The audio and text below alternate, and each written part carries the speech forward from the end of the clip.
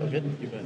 Hey, Buzz, I know it's an exciting time to hear your name called, but is there any, for lack of a better way to put it, disappointment or anything that you're a 7 seed? This morning in the net, we were 18. And so according to how the bracket is revealed, we're 26th.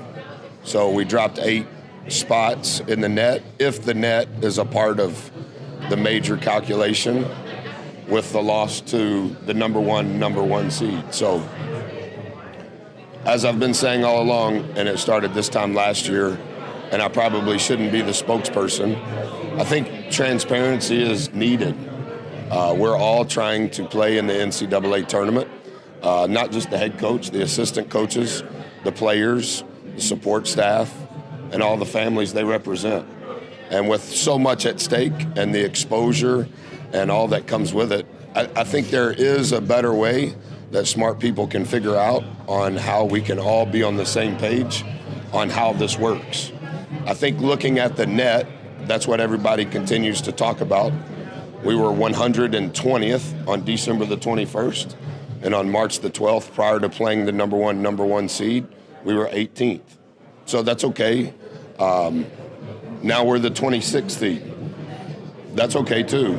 I just think for not Texas A&M, for all coaches, we would just like to know how it works. Any multi-billion-dollar industry, they explain how it goes.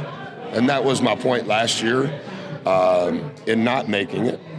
And that's my point this year. Well, I don't know if you'll comment on this, but it seems suspiciously like they just want to set up a potential second-round matchup with you in Texas. Well, I think that's the whole thing. Like, who is on the committee that represents the SEC? Bert. Yeah, I'm aware. Okay. And how does it go, and what is the formula for making the decisions? 5 days ago, they said that the tournaments didn't matter. Okay. Is that true? That's what CBS put out. So it's okay.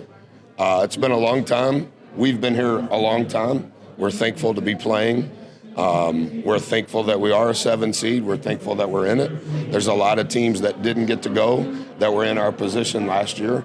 I'm not speaking on behalf of me or our program.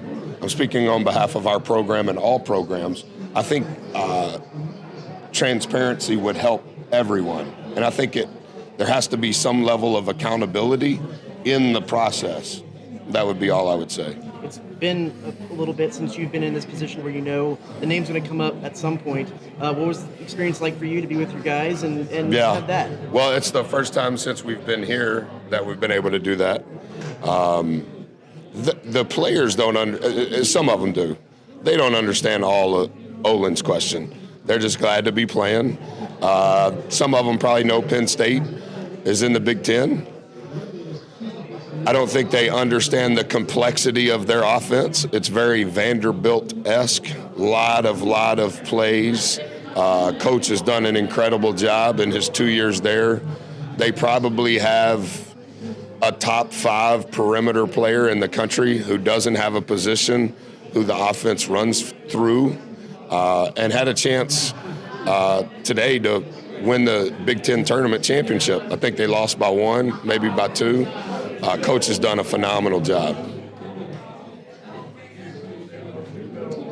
What's the kind of next couple days look like as you gear up and get ready? Well, they're downloading tape games now, so we can watch it on the plane. I would assume that we're going to leave after we work on Tuesday for the game on Thursday.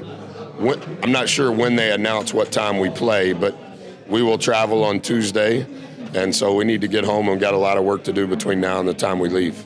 So I asked you about Houston earlier. Now I ask you about a potential. Is it fun to think that y'all might could face the Longhorns in the second round as well, up in Iowa? Yeah, I saw that. Coach has done in a incredibly tough situation. I think what Coach Terry's done is remarkable. In all of the things that transpired, to not know how it would all play out, the job that he's done with the players he's done it with the staff that has obviously been very supportive of him. I've known him for a long time, and he's done a fabulous job. I think for me, Brent, I'm just trying to process, can we beat Penn State, and the work that we've got to do to be in a position to beat them. You kind of asked for transparency. Is that something that you potentially would pursue after the season's over? Not at all? I just don't know who to ask. I think that's a part of the transparency. Who would be able to answer the question? I understand it was frowned upon because of what I said, and as I said it last year, I understood when I said it, the ramifications, possibly including today, for that matter. Just whatever it is, I think everyone deserves knowing that. And I think going forward, because we're all trying to play, how does that work? Is it the net exclusively? What else is it?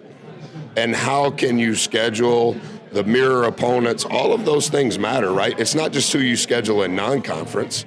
And with the transfer portal and all of the things that are going on, who you schedule now to play next year, you may think they're going to be good, but so many things can transpire and they're not, and vice versa.